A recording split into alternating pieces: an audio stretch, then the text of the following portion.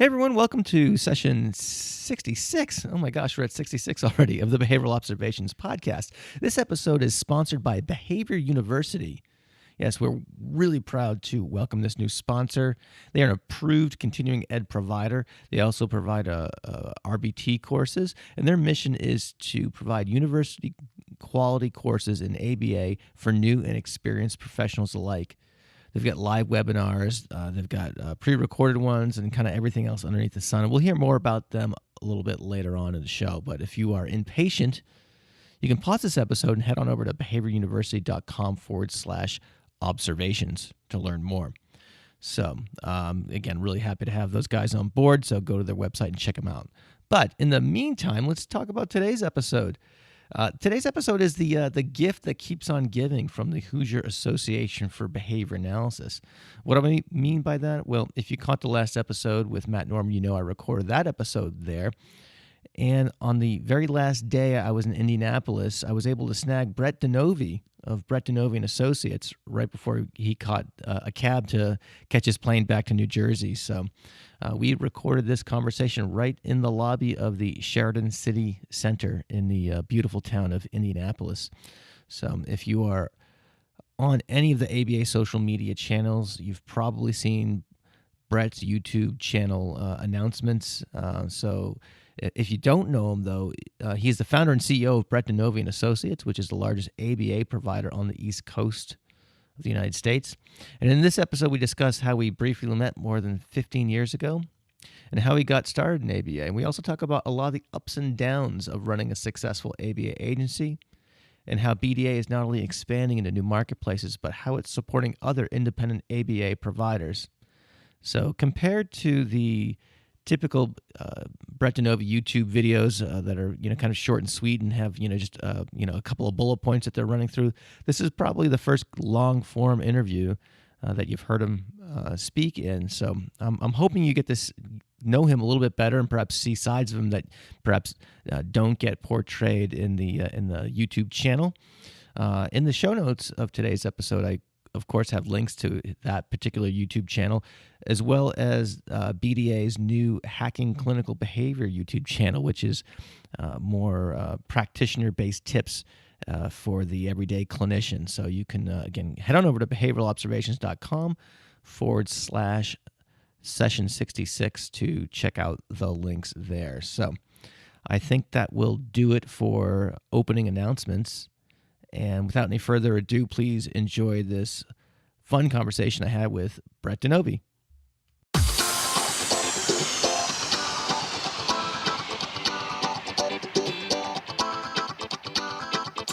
Welcome to the Behavioral Observations podcast, stimulating talk for today's behavior analysts. Now here's your host, Matt Sikoria.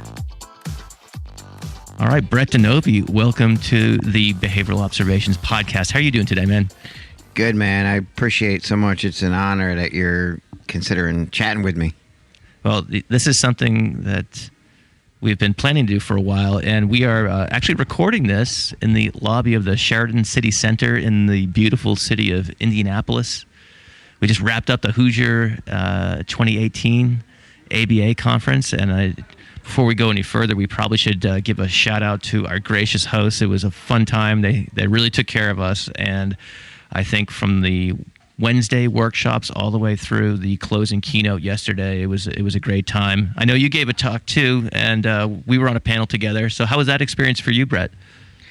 I was really happy with just the opportunity to be invited to speak here, and then the fact that the Hoosiers conference team was so hospitable and incredibly knowledgeable. And then, being able to sit on a panel with you about entrepreneurship was pretty fun, actually. I know I kind of just said whatever was on my mind, and some people laughed at me, but I think they were laughing with me, I hope. I think so. We'll get back to some of those more memorable comments in a minute. But first, I want to ask you, we're kind of in the same kind of age bracket, both a couple of Gen X guys. And getting into behavior analysis is very, very different at that stage of the development of the field. So tell us a little bit about how you encountered behavior analysis and relate that to kind of what you're doing these days. Yeah, absolutely. For me, it was by accident. I had a full ride for wrestling to West Virginia University, and then when I was an undergrad, I was injured, and I took a class, and I had Dr. Julie Vargas and Dr. Ernest Vargas, and it was kind of an intro ABA type course, or what they were calling behaviorology too at the time. And when that occurred, it really gave me incentive to passionately study the field, because Dr. Julie Vargas and Dr. Ernest Vargas kind of took me under their wing and saw my interest, and they coached me and actually encouraged me to go to graduate school, and then asked me to teach their course, which was it was an honor to do that. So that's how I kind of got into it at first. Yeah. So were you a psych major at the time?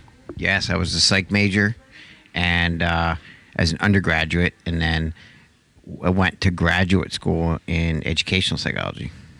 I see, and this is all at WVU. Yeah.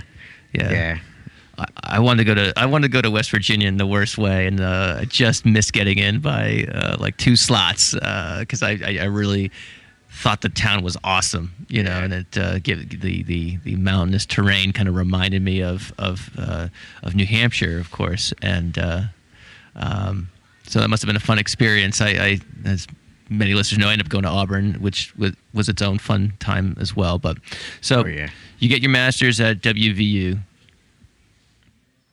Where do you go from there? So I started enrolling in the doctorate program, and then my father had a traumatic brain injury, and I just jetted back quickly to New Jersey. And then I started working in residential programs, more or less initially as a default, because I needed a job in New Jersey so I could help my father. And because my original goal initially was to work in the OBM, organizational behavior management field, and when I was in West Virginia under Dr. Julie Smith and Leslie Braxick, that continuous learning group. Oh, yeah. Yeah, so I was working with them for a while as an intern, and then being paid as a consultant, and it kind of abruptly stopped to get back to help my father in New Jersey. But then I found I had a love for the kids I was working with in the residential program. I see. And that had to be kind of pre-BCBA time, if I'm not mistaken, right? Yep, because you and I were into it before anyone really was really into it besides our founding fathers. I think not anyone, but a lot. It wasn't quite as vastly known about as it is now. But they didn't have board certification, I think, till 1999 or 2000, and I was studying it in I guess 1991 as an undergrad. Yeah. So something I think people will be surprised to learn, because is that you and I met, what was it, 15 years ago easily. Yeah. Because you ended up taking over for me at my last job in Delaware before I moved back to New England. Yep. And we were joking about this the other day, that I remember giving you the tour of one of the residential homes and the dormitories and things like that, and you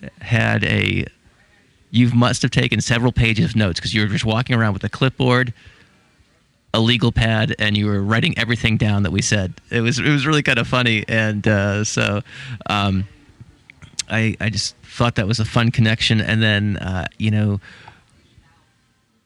the years go by in a blur, as we all know, and then I started seeing your name kind of pop up on the the social media and stuff like that, and then learned that you went from the days at AdvoServe, and now you have this the largest ABA organization on the East Coast, and it's spreading elsewhere as well. So kind of tell me about the kind of career arc from coming from AdvoServe to where you are right now, and Yeah, absolutely. It was a kind of quick transition into entrepreneurship. So I had worked in 2 other residential/school programs prior to being there in Delaware, and then just decided one day that I kind of had an idea of how to keep kids in less restrictive settings. My goal was to try to figure out if we could prevent some kids from going into those types of residential settings. A lot of them had to be there, but some maybe we could prevent. So that was the idea behind starting the company, seeing if back in, I don't know, 2004, it was to see if we could prevent kids from going there. Yeah, that was an incredibly tough population. I was having dinner with some other colleagues last night and just kind of describing the level of need that those learners had. And, we, as you know, but just to kind of inform the listeners, we had kids that were kind of kicked out of every other residential option from all up and down the East Coast. And it was a very, very challenging population to serve. So, oh yeah, it was. I was schooled pretty quickly on everything I did not know.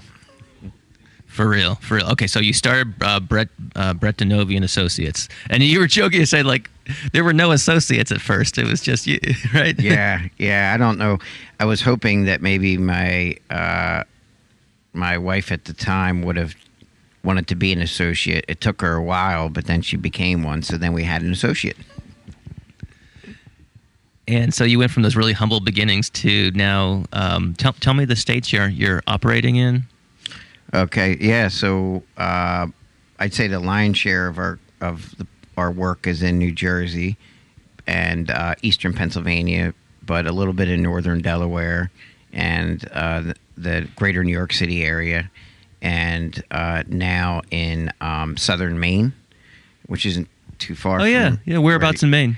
The Waterboro area. Okay. And that starts next week, believe it or not. Well, that's exciting. Yeah. And then the Southern California area.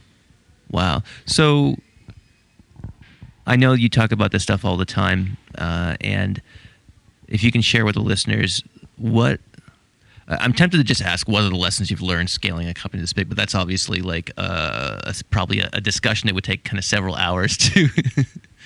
But if you can give us kind of some of the broad strokes, like for me, just thinking about having an organization that has so many staff, has so many moving parts, has so many different individual, perhaps state laws and regulations and things like that, it's mind-boggling. So kind of describe how you make it work, or what are some of the structural elements of BDA these days that kind of allows you to kind of do what you do and make these moves into new states?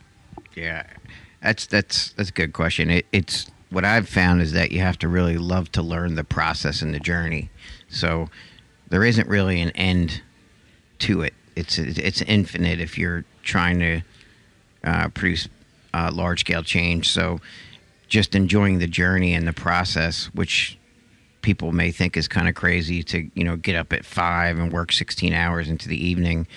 Is what I do when I don't have my daughter and when I'm not spending time with Marlene and the boys.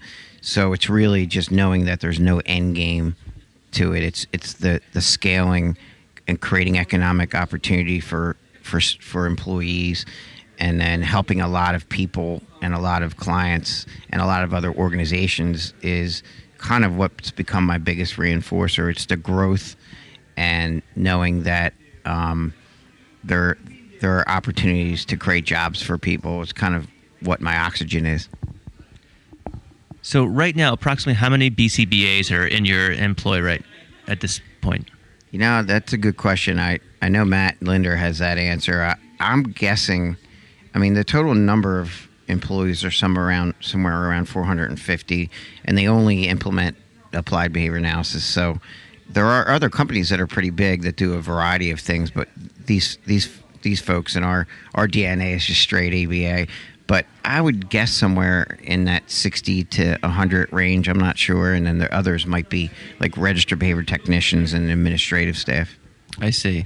And during the entrepreneurship panel yesterday, you talked a little bit about. I want to get into two topics. One topic is you made some jokes about chapter 11 and chapter 13 and other chapters. I'm not really.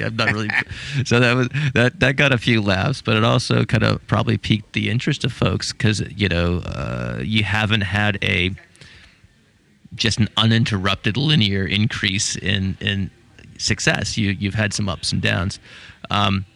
And another thing I want to get into also is you talked about doing work with other organizations to help them be more successful as well. So let's talk about the former first, though. I want to hear kind of the ups and downs a little bit. If you can, give us a rundown of that and perhaps things that you've learned from that.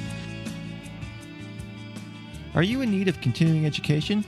Well, Behavior University is a BACB approved continuing ed provider, and their mission is to provide university quality courses and ABA for new and experienced professionals alike.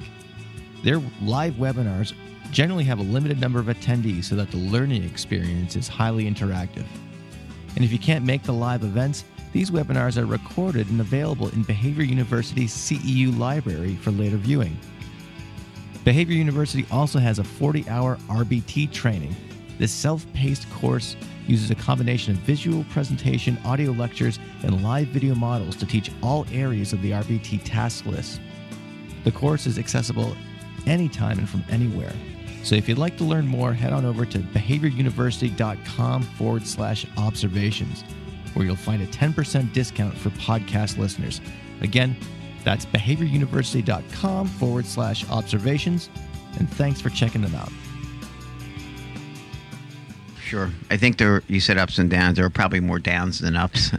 Now we're in an upswing. We've been for a while, but I think just knowing that each day market forces often drive the success, no matter how much hard work you put in, there are certain variables that influence it. So yes, I had gone through bankruptcy some years ago. A lot of it had to do with divorce, but also, I think, I don't think I was focused enough during that time. And I think that most entrepreneurs may go through ups and downs and just expect that there will be a lot of failures. If you're trying to do anything slightly different, like you've done with this podcast, I mean, I don't know that you've had any failures, but I know that you've pushed the envelope to do something very different.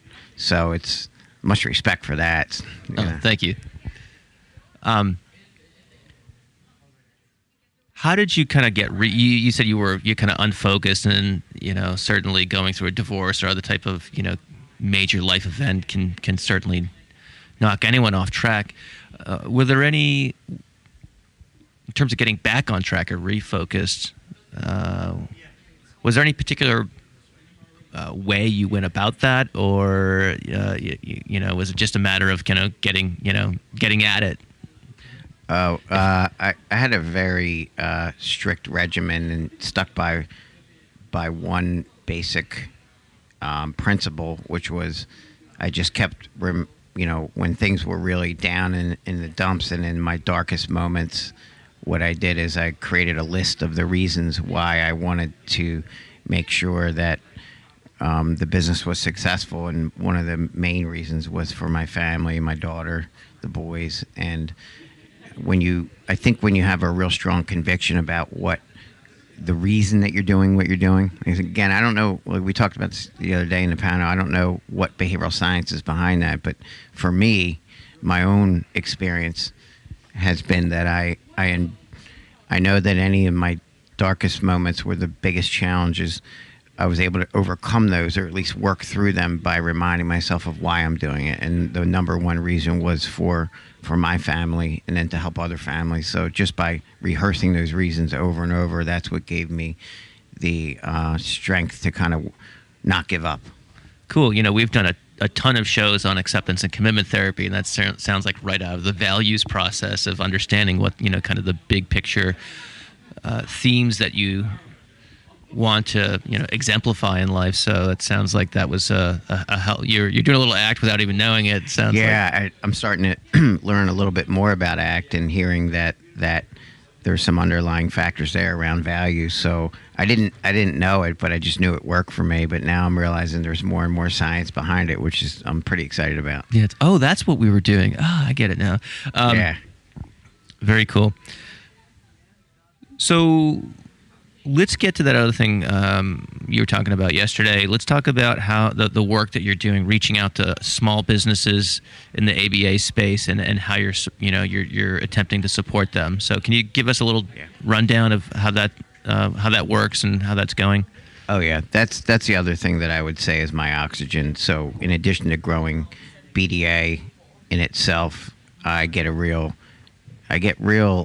excited helping other companies grow. So there are everything from a small company that we've helped in Philadelphia that only had 5 employees that now has 25, which is fun, seeing the challenges that they go through, to working with organizations that may do over 220 million annually. So anything in between, anywhere that I feel that the behavior analytic principles and organizational behavior management can help a business is what is my oxygen. So when you work with these companies, what does that look like? Do they go in and you kind of you go over their books with them and kind of see where the revenue streams are, or is it about staff performance, or is it about getting credentialed with funding sources, or is it just all of the above? It actually starts off, it used to be where I would help organizations independent of BDA, but I started getting and I enjoyed doing that and still do that. But what happened was I started getting so swamped with that, and I wanted to make sure I didn't take on more that I couldn't chew. I want to do everything first rate, the best that I can do it, and not take on a lot of projects. So in the very beginning, I was able to help a lot of organizations that were independent of BDA, and I continue to do that, the ones that I'm loyal to, that I've started with.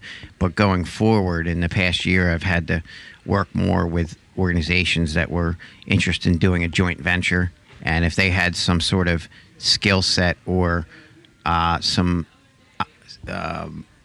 opportunities and synergy that would produce synergy that would also help BDA, we ended up growing companies together and creating these opportunities. So I guess back to your question, it started off consulting as an organizational behavior management consultant, but now it's more joint ventures with multiple companies to see how we can build synergy and spread the science. So we still don't go outside of behavior analysis, though. Got it. So, and you don't have to name names or anything like that, but what would be an example of a skill set that another company brought to the table to BDA that was an example of one of these kind of, as you say, a synergistic situation? Yeah.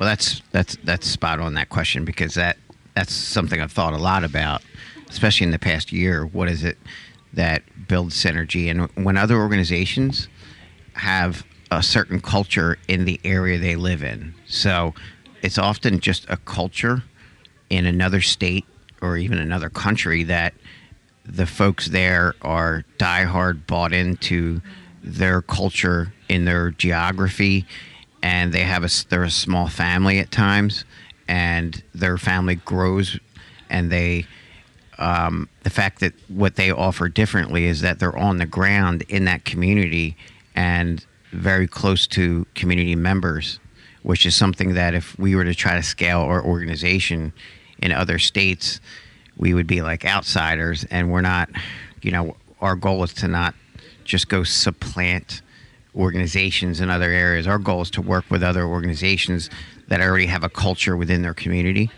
and just know that they should continue having their own culture. We don't like the idea of like our organization trying to have a centralized command center. I really enjoy the fact that these other organizations that we joint venture with have their own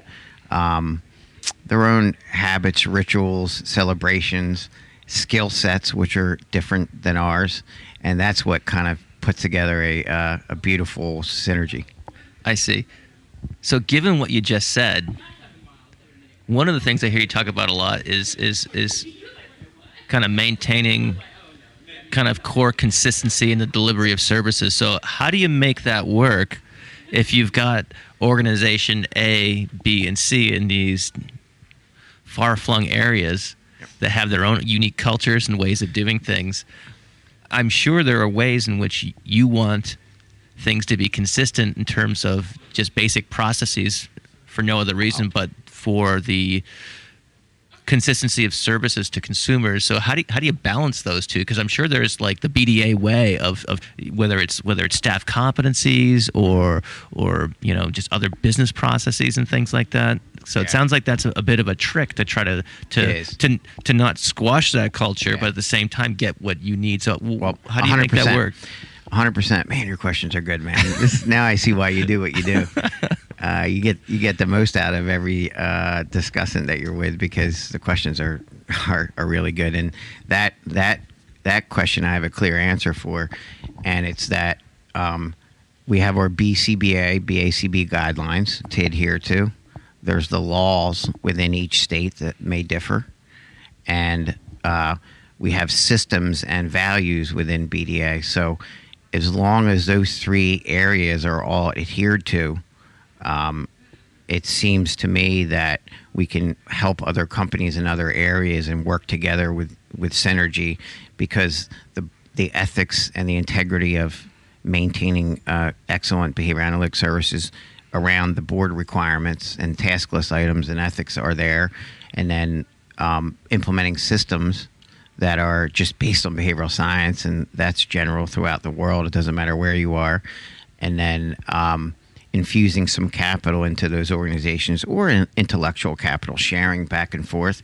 I think they're the consistent things that we want to see maintain the integrity, and there isn't really a BDA way. It's more like making sure the principles are adhered to and systems are in place, and then allowing people to work their own culture and their own excitement and their own energy into those systems, because then you don't stifle their creativity.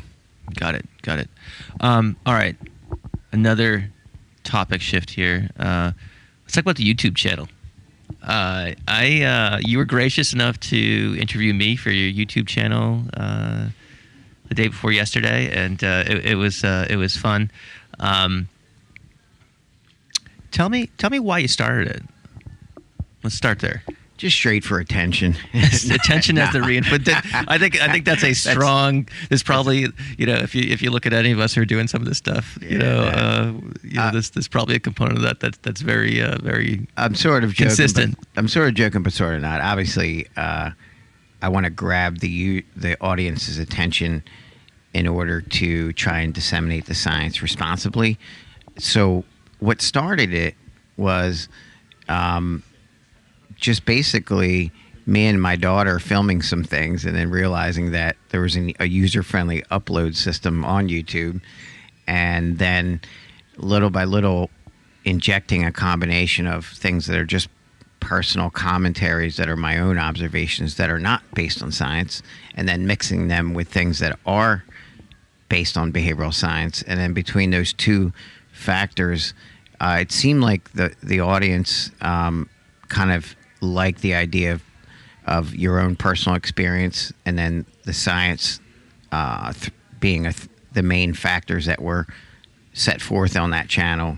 And then it looks like it just grows pretty rapidly in subscribers. And I enjoy the idea that the YouTube channel grabs people outside of behavior analysis and it brings them in. And one of my goals of the channel is basically to make it a little more user-friendly, kind of like your podcast is, making the science, making it more user-friendly, less jargon, and acceptance, hopefully for people outside the behavior analytic community. So that's one of the main goals of that channel. Yeah, and I think YouTube is probably a better medium for that, especially where they have those suggested thumbnails on the right-hand column. If you're looking at it on a desktop, a non-mobile situation. So I could see if you have 5 rules for management or something like that. That's going to cast a much larger net pinpointing X, Y, and Z using the performance diagnostic checklist. Absolutely. So yeah, and I would say that YouTube is probably better suited than that, even for podcasting. I think the Behavioral Observations podcast. I used to call it a dissemination effort, but I think it is still pretty niche, just because the medium is quite different. But anyway, so you have the YouTube channel. Remind the listeners what the name of the channel is. The way they arrived to the channel is just typing my name in, Brett Denovi. However, the tagline is Hacking Behavior. Okay. And we've actually... It's interesting. Somehow we actually trademarked it, which is crazy. I didn't think that was possible, but our attorney suggested it, so we did. And there seems to be an interesting brand of folks that end up donating money to buy shirts. They donate money to Autism New Jersey, or we donate it each time someone buys a Hacking Behavior shirt. So it's kind of cool. That's awesome, man. Yeah, it kind of goes along with the channel. Sure. So... and we'll put a link to the YouTube channel in the show notes of this episode, and certainly the main BDA website as well. One thing I did want to mention, which is exciting, I think your audience might want to know this, so I'm going to throw it out there to offer value. Since the original Hacking Behavior YouTube channel has been a blend of my own experience, commentary that's not based on behavioral science with things that are behavioral science, there often have been just different criticisms, like that some folks just want behavior analytics stuff, which is cool. So we actually created a second one. We can't think of the best name for that channel yet, but all we know is it's some sort of hardcore behavior analytic principles that we're launching next week. So we actually have... Oh, that's exciting. I'm really excited about it. So we have a whole bunch of empirically derived videos that each one of them has the literature referenced in it, and within the description section of the YouTube channel, it'll list the behavioral principles. A lot of them will be based on the BACB task list, and we'll still try to keep it fun and enjoyable for the viewer. But we think it'll probably be the first free video study guide ever for people that are studying for the boards. That's incredible.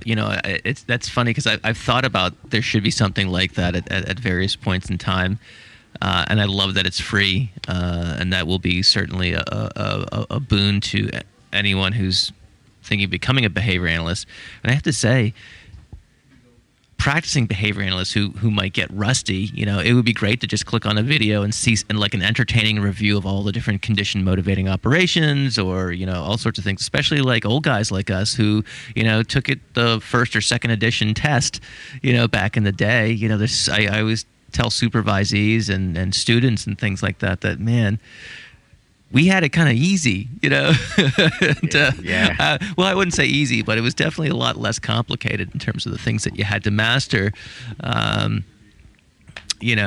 there's so much to learn, and it's funny because as we were talking yesterday on entrepreneurship panel, when I think one of the questions that Ryan O'Donnell posed to the group was, should this be taught in ABA preparation programs? And my initial reaction was, hell no. There's so much to master already, and we're already worried, as a field about, like people just going through and just getting the basic steps without developing an appreciation of, some of the more nuanced conceptual issues and things along those lines. But I don't know where I was going with that, Brett. But anyway, I do think the idea of teaching. I think you were mentioning that the teaching entrepreneurship in some of the classes. I think it couldn't hurt to have some basic business, because I've never once had a business class in my life, and I still have never had one ever. So what happened was all I understood was human behavior, and sitting in front of someone like yourself, like we are right now, by looking at your micro expressions, looking at your body language, listening to your vocal behavior, all those things would help me try to determine if I should surround myself around those people. Are they trustworthy? Do they have integrity and ethics? And unfortunately, I think a lot of us in the field of behavior analysis don't have that outside training on how to keep a profit loss statement, making sure you're filing your taxes appropriately. All we have is the behavior analytic piece. So what I had to do is surround myself around the right attorneys and the right accountants and so forth. So it would be great if there were a class on entrepreneurship within, because so many folks that come out of school are starting their own businesses. Now, if I'm not mistaken, I know a lot of the conferences are offering like workshops on that. Like I know there's like a business boot camp that happens regularly. I think there was one at Cal Aba. I think there was one right before APBA, and things like that. So I think that's a helpful trend that's developing, so may not necessarily be a class per se, but at least some intensive workshopping on, yes, how do you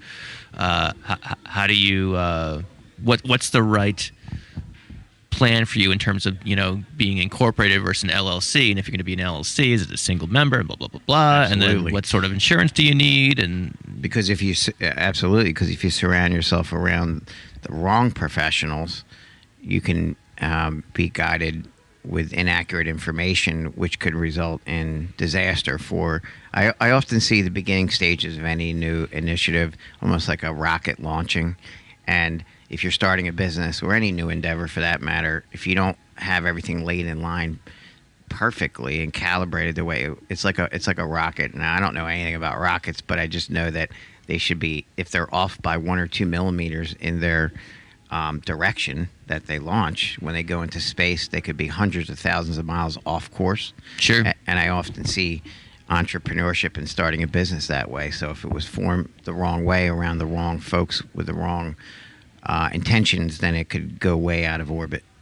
I see. All right, so we'll keep an eye out for that new YouTube channel, and you let me know so I can publicize it through my channels as well. That would be a fun resource to get out there for, again, students and even practitioners who've been at it for a while to shake the rust off. So I'm really looking forward to that. I learn a lot, but one of the other reasons for doing it is that I learn a lot to stay sharp by being involved with something like that's all empirically based. Instead of my opinion, I'm going to continue to push myself to learn, as well as the folks that are creating the content for this other channel. Yeah, well, it reminds me of a conversation I had with Tim Courtney. He's been on the podcast. He's the chief operating officer of Little Star here in Indiana. And I asked him about the maintenance or the lack thereof of one's clinical skills once you move into operations and management and things like that. Have you? I have to imagine that where you are as the CEO, you don't do a lot of that, or your job is to put the tools in place so other people can do that stuff. Do you have any thoughts of doing a functional analysis with a learner, or do you get opportunities Absolutely. to do that stuff, or is it Absolutely? I force myself to be immersed into every level of the organization. I do a lot less and less, and maybe it's 1% of my time spent towards clinical analysis or implementation, but I force myself to immerse myself into every level of the organization. That way I stay sharp about understanding what they need. So maybe it's selfish, but I do know that that'll help me better guide the people in the organization so it's successful. So even in my own home, having a son on the severe end of the autism spectrum, I'm constantly immersed every day in that area. That'll do it. Yeah. Cool. I think business owners sometimes, or CEOs, get promoted, and they often have a real hierarchical structure in an organization. And the more layers of management and leadership, the more the people in the executive positions get disconnected from the front line, and therefore that disconnection results in them not having self-awareness of what the organization needs, and then they have high levels of turnover. Got it. Is there anything else cooking at BDA you want to tell us about? Just I think not that there's not enough as it is. So Yeah. sorry, I was just thinking. nah, about that. it's just really fun seeing each. It seems that every other week there's something new cooking, and it's mostly because the employees at BDA end up finding their niche where once they, like we talked about the other day in our entrepreneurship talk, once the BDA employees or anyone that's an affiliate ends up mastering the basic skills to do the job, they often start moving towards a niche or something that they really love. So I guess the answer to that question, is there anything new cooking up? Almost every other week somebody finds a niche, and then we try to figure out a way to monetize it so that way it can be something that can be sustained, and then offer it to the community, everything from health and fitness through what's Mark Bradley has something called Movement Matters, which is really cool. And to Kate Rice has something going on where she got certified as a yoga instructor, and she keeps studying the ACT principles, and now has within BDA has her own little operation going in northern New Jersey, in Woodbridge, New Jersey, which is pretty cool. So she's able to spread the science, doing what she loves. So it seems like every other week there's a new niche popping up. Well, it sounds like you're creating space for employees who have these interests to become, I guess, internal entrepreneurs. Absolutely, because I think that quote that I said about Bill Abernathy about people having some control over their jobs, I think that's critical in retention. Yeah, because if you don't offer those opportunities, or if you have a hard time offering those opportunities, people are going to bounce and they're going to do their own thing. Absolutely, that's exactly the principle behind wanting people. Well, number one, I want to see people, for the most part, love what they do. It's idealistic, but I love seeing people work because they want to, not just because they have to. So that's important. And sometimes that means that within our organization, there isn't the right niche for the individual. So we've actually, myself, Pierre Lewis, and some of the other executives, we've actually written references for people within our company to get jobs that are in their niche outside of our company, and then continued to mentor them. Pierre Lewis specifically has done that. I think it's pretty cool that he does that. He continually mentors people that can provide no benefit to the organization, but they're spreading the science in an area they love. So I think that's a responsibility of us as behavior analysts to, if we have some strengths in certain areas and we can help them, it doesn't have to be proprietary, and Sure. It doesn't have to be just about your organization. It should be about disseminating the science and then coaching people. Got it. Well, Brett, I could probably continue asking your questions here, but I know you and Marlene have a plane to catch, Yeah. and we got to wrap up this. Our time here in this beautiful city of Indianapolis. So, do you have any final thoughts? Do you have any advice for the newly minted BCBA? And that's obviously the question I'd love to end with. So, what are your thoughts there? I like how you put that, newly minted BCBAs.